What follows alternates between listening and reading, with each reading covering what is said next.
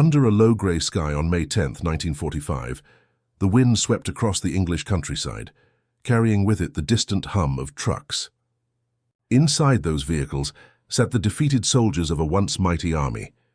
German prisoners of war, men who only weeks earlier had fought to the last breath in Holland, Denmark, and the shattered streets of Berlin, now stared silently through the barbed wire of a new world. Their faces were gaunt, their uniforms tattered, their eyes sunken. To them, capture by the British meant one thing: slow starvation and revenge. But what awaited beyond the gates of the camp at Devizes, Wiltshire, was something none of them expected. War Office log, May 1945. The convoy halted, dust settling around the weary prisoners. British guards ordered them out, not with blows or screams, but with calm, clipped instructions. Form ranks. You'll be processed shortly. The Germans exchanged cautious glances. Some had heard horror stories that captured Wehrmacht men were being left to rot, denied food and dignity. The Allied bombing had turned their homeland into rubble. Millions were starving in Germany itself. How could their enemy treat them better? Bundesarchiv, POW Diary, 1946. As they stepped inside the camp, the first smell that hit them wasn't blood or decay. It was bread, freshly baked loaves, lined on metal trays near the field kitchen. The scent drifted through the air like a cruel illusion. British cooks, sleeves rolled up, stirred pots of stew, lentils, onions, chunks of meat. The prisoners' stomachs twisted painfully. "It's for them," one guard muttered. "They'll get fed soon enough." A murmur spread through the column. Men who had survived on grass and moldy potatoes now felt their throats tighten. Some couldn't believe it. Others wept openly, their pride collapsing under exhaustion. U.S. Army Observer Report, June 1945. By the summer of 1945, Britain was hosting over 400,000 German prisoners across more than 1,000 camps, from Scotland's rolling hills to the flat farmlands of East Anglia. The country itself was still reeling. Rationing continued. Civilians queued for hours for meat and sugar, and yet the British government had quietly decided on a policy that defied vengeance. The German POWs would be treated according to the Geneva Convention, housed, fed, and given medical care. To the average Briton, it was a test of moral endurance, mercy in the shadow of total war. British Home Office Memorandum, July 1945. At first, the prisoners refused to believe it. Sergeant Carl Bender, who had served under Rommel, later wrote, "We thought the British were mocking us. When they handed us soup, we expected poison. But no poison came. Instead, Red Cross workers appeared, distributing soap and blankets. Camp doctors checked wounds. The men were deloused, issued clean clothes, and vaccinated. For many, it was the first proper medical attention they had received since the Eastern Front. Even those haunted by guilt found themselves bewildered by the civility of their captors." Bundesarchiv, Personal Testimony, 1947. The British Army's approach stemmed from both principle and pragmatism. In the final months of the war, intelligence officers had reported that starvation and mistreatment of German POWs could ignite resentment and feed post-war insurgencies. Fair treatment, on the other hand, could re-educate a generation of soldiers, turn enemies into future allies. The War Office issued specific directives. Each man would receive 2,500 calories daily, enough to sustain labor, but not indulgence. Meals were balanced: bread, margarine, porridge, boiled potatoes, vegetables, occasionally meat or fish. The policy astonished even the Americans, whose own Rhine camps had initially struggled to provide food amid chaos. War Office Directive, June 1945. Inside the camps, a strange calm took hold. The guards, many of them young British reservists, kept discipline, but the tone was firm rather than brutal. At night, the hum of voices replaced the sound of artillery. The Germans played cards, sang low songs from home, and wrote letters, short censored messages that reached mothers and wives through the Red Cross. "I'm alive," they wrote, "and we are treated better than we deserve."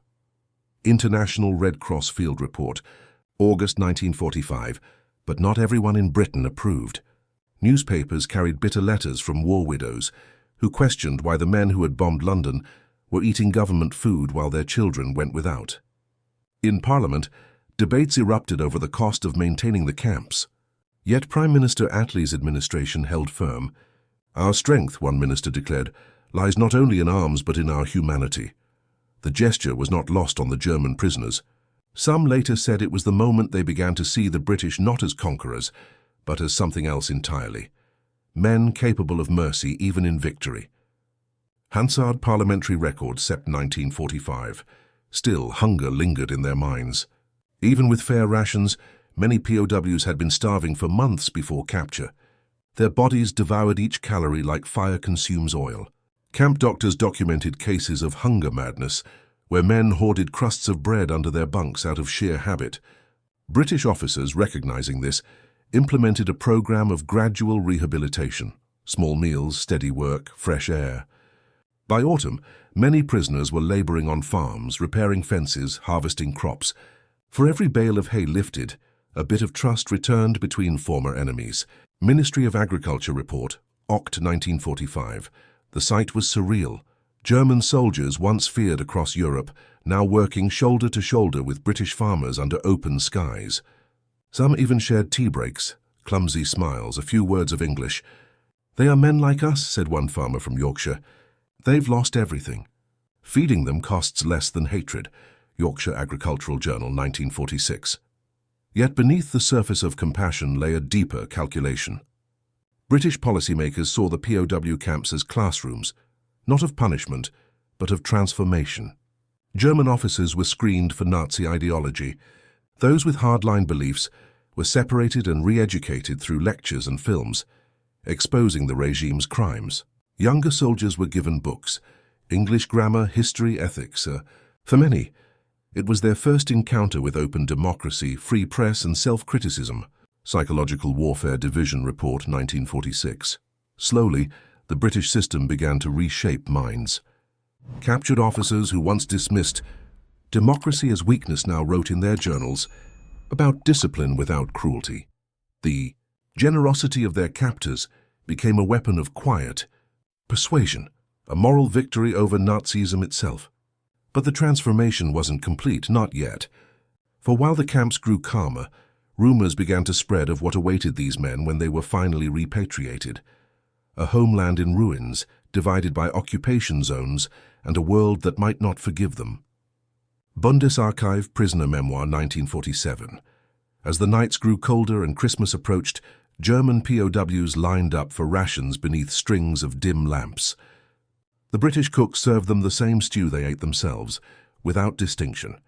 Some prisoners bowed their heads before eating, others stared in silence, tears glistening under the flicker of light. None of them had expected this: mercy instead of vengeance, bread instead of chains. And yet, as the winter deepened, one question began to haunt them. What was Britain's true purpose in showing kindness to its defeated enemy? They would soon find out, in a way that would change not just their lives, but the moral foundation of post-war Europe itself. The answer began quietly, not with speeches or orders, but with spoon-scraping bowls and boots crunching frost. In January 1946, as snow blanketed the English countryside, the German POWs realized their survival wasn't an accident. It was design. The British government had chosen mercy as a strategy and food as its sharpest weapon. The secret lay not only in compassion, but in logistics, a system of organization that turned scarcity into stability. At the heart of it were nameless men in warehouses, engineers in canteens, and women in aprons who managed to feed both victors and vanquished. War Office Supply Report, Jan 1946. Rations arrived daily by truck from depots in Swindon, Derby and York, each labelled with Army precision. Canned meat from Canada, flour from Australian shipments, condensed milk from the US Lend-Lease leftovers. The British quartermasters calculated to the ounce how much each prisoner needed. Food was weighed, logged and sealed before distribution, eliminating theft and resentment. In an age when the average British civilian survived on ration books and powdered eggs, this discipline bordered on miraculous. It was not charity, it was controlled fairness. Army Catering Corps Manual, 1945. Inside the camps, the technical management of feeding thousands of men became a quiet marvel of wartime engineering. Kitchens were converted from Nissen huts, semicircular corrugated buildings heated by coal stoves. British engineers designed improvised steam boilers using scrap metal to speed cooking for 2,000 men at a time. Bread ovens were fashioned from old oil drums. The cooks, often Royal Army Service Corps veterans, maintained hygiene and caloric accuracy with military precision.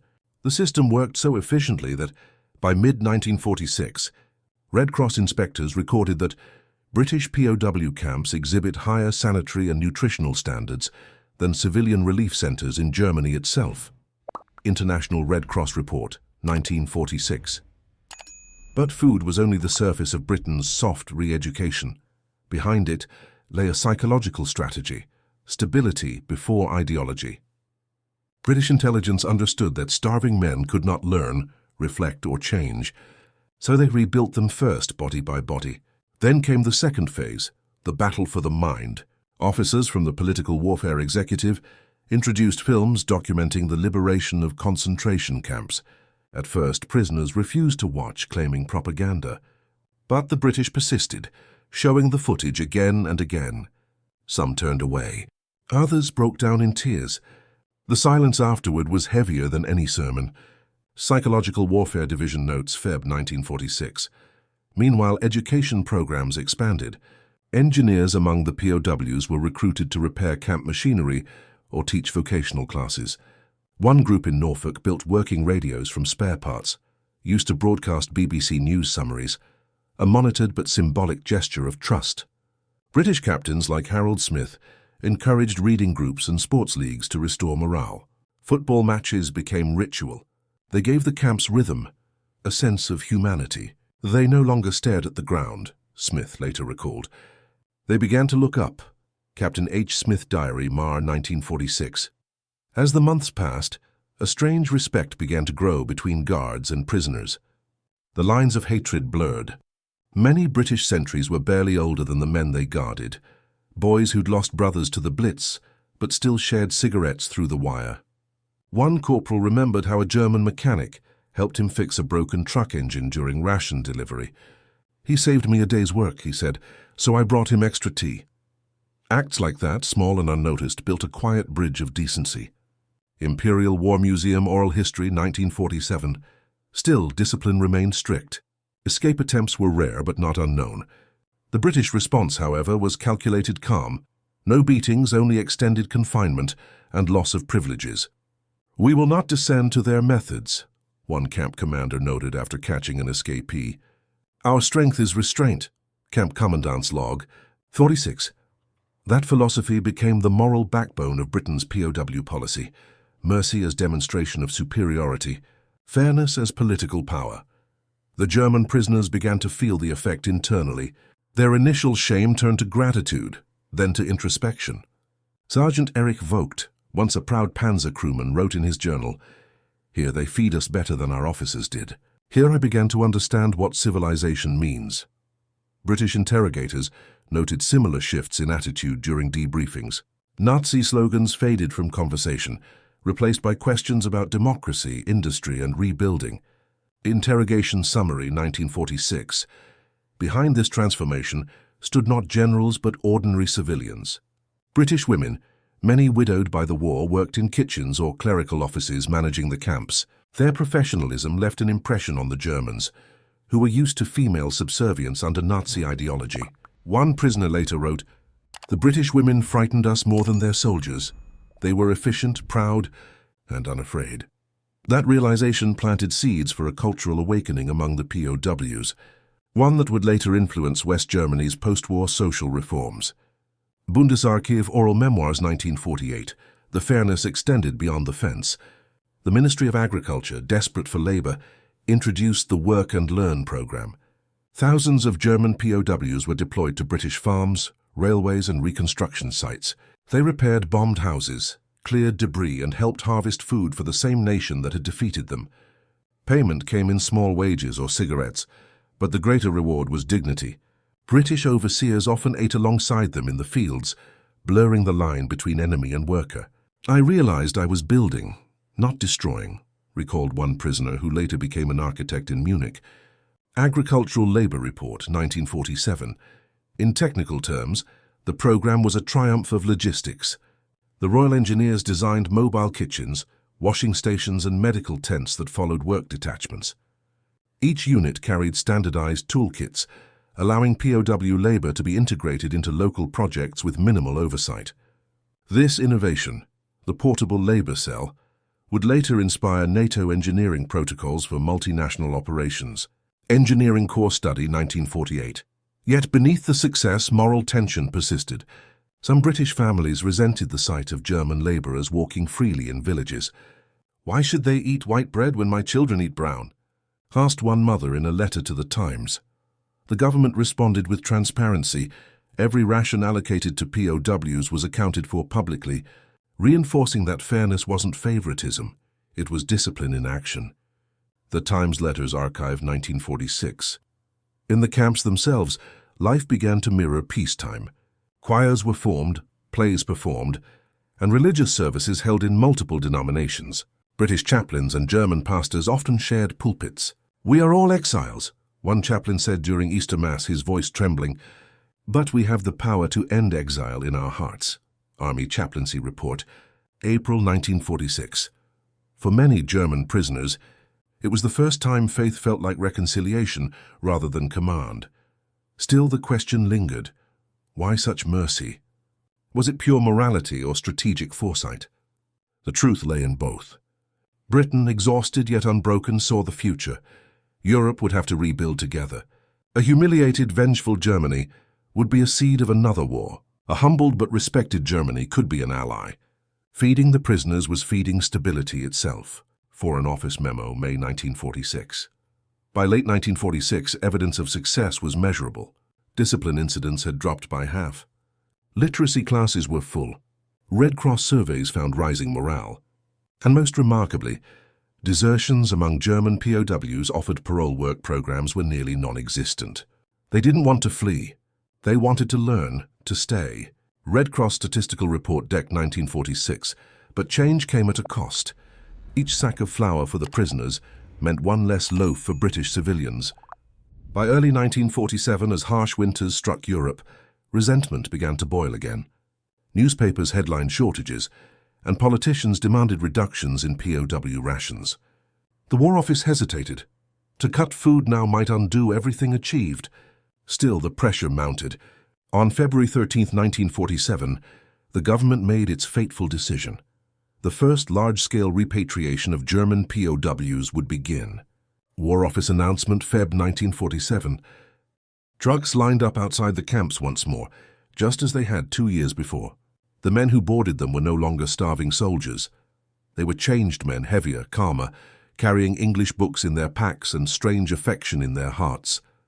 Many saluted their guards as they left, a final gesture of respect across the barbed wire. But what awaited them across the Channel was far harsher than anything they'd known in captivity. Their homeland was broken, cold, hungry, and divided, and as they rolled toward the docks under the grey British dawn, a haunting thought filled the air. Would the mercy they had learned survive the hunger that awaited them next? The ships moved slowly through the fog, their hulls groaning against the Channel waves. On board, thousands of German prisoners stood shoulder to shoulder, silent, uncertain, watching the grey horizon of a ruined homeland approach. For 2 years they had eaten, worked, and slept under British rule, treated not as beasts but as men. Now they were going home to a Germany that barely existed. Bridges were gone, cities gutted, fields blackened. And yet, as they stepped off the ships in Hamburg, Bremen, and Cuxhaven, something about them had changed. They carried with them more than their duffel bags. They carried a memory of fairness, a standard of humanity learned from those they once called enemies. British Repatriation Log, March 1947. In post-war Germany, survival meant compromise. Food was scarce, homes were ash, and the occupation zones divided the country into competing ideologies. Many returning POWs, accustomed to regular meals and order in British camps, found the chaos unbearable. "It was as if civilization had reversed," wrote one returnee from Camp 174. "In England, we were fed by those who defeated us. In Germany, we starved among our own." Bundesarchive, POW Repatriation Memoir, 48. Yet even in the rubble, the habits they had learned, hygiene, teamwork, fairness, became seeds of reconstruction. They shared their knowledge in farms, workshops, and local councils. In subtle ways, Britain's mercy had begun to rebuild Germany from within. The British had anticipated this. Reports from the Foreign Office described returning POWs as living ambassadors of democratic conduct. The theory was bold: treat men with justice, and they will carry that justice home. British psychologists who had interviewed the prisoners documented a sharp decline in ideological extremism. Where once Nazi slogans dominated conversation, now came talk of law, cooperation, and moral duty. "We learned that strength can exist without cruelty," one former sergeant said. The British never shouted, but they always had authority. U.S. Strategic Bombing Survey 1947. This transformation did not happen overnight. Some prisoners returned to families who despised them for surrendering. Others to Soviet-occupied regions, where Western influence was seen as betrayal. But across the British and American zones, former POWs began to rise as local leaders, teachers, and engineers. Their experience under British captivity, fair rations, medical care, and re-education, had given them tools to rebuild not only infrastructure, but identity. Sociologists later traced this group's disproportionate role in shaping the Federal Republic's civic culture: disciplined, efficient, and morally restrained. German Reconstruction Survey 1952. Behind these outcomes stood men like Colonel Sir Alexander Patterson, the reform-minded civil servant who oversaw Britain's POW welfare programs. Patterson had argued that humane treatment would yield long-term dividends, calling it an investment in the peace to come. He saw each camp as a moral laboratory, a place to prove that civilization could outlast war. His methods inspired later programs of reconciliation across Europe and Asia. Home Office Archives, 1947. Decades later, when West Germany became Britain's ally in NATO, veterans on both sides recalled those first fragile bonds of respect forged in captivity. For the German POWs themselves, the memories lingered vividly. They remembered the smell of stew on cold mornings, the calm voice of a British sergeant, the strange comfort of discipline without brutality. One wrote, "It was not victory that defeated us, it was decency." Bundesarchiv Prisoner Testimony 1949. That decency haunted them, reshaping their understanding of power. They began to see that domination and dignity could not coexist, that the strength of the British was not in their weapons, but in their restraint. In the years that followed, the moral legacy of that policy became visible far beyond the camps. Former POWs founded charitable organizations, advocating reconciliation instead of revenge. In towns like Lübeck and Hanover, British officers who had once guarded prisoners were invited to post-war reunions. Photographs show smiling men, older now, standing side by side, former captors and captives sharing tea. "We learned humanity from the enemy," one caption read beneath a 1954 reunion photo. Associated Press Archive 1954. Historians would later compare Britain's POW policy to the harsher treatments elsewhere in Europe. In Soviet camps, millions perished of starvation and disease. In France, forced labor and reprisals were common. But in Britain, fewer than 1% of German POWs died in custody, a rate lower than that of Britain's own civilians during the Blitz. Red Cross Mortality Report, 1948. That statistic became a quiet testament to the power of principle amid vengeance. The British had managed to turn mercy into strategy, to demonstrate that justice, when practiced even against enemies, could rebuild a continent's conscience, and the impact extended beyond politics. Engineers and technicians among the prisoners carried home skills learned during labor programs: construction safety, agricultural efficiency, even industrial design. Many who worked on British farms introduced crop rotation and mechanical ploughing techniques back in Germany, accelerating post-war recovery. Others found employment with British firms that had once built the machines they faced in battle. By 1950, trade between the two nations had surpassed pre-war levels. Driven in part by personal connections formed in those unlikely places, prison camps turned classrooms. Trade Ministry Bulletin 1950. Yet for every success there was guilt. Some former POWs struggled with the knowledge that their captors had treated them better than their own regime had treated others. They wrote letters of apology to Jewish survivors and to Allied families, seeking to reconcile the irreconcilable. British chaplains who had served in the camps often replied with compassion, urging forgiveness through remembrance, not denial. That correspondence, small, private, human, became the moral foundation of a new Europe that would define the coming decades. Church of England Chaplaincy Correspondence, 1948. On the British side, too, the story endured. Guards and officers who had worked with German prisoners spoke of how the experience changed them.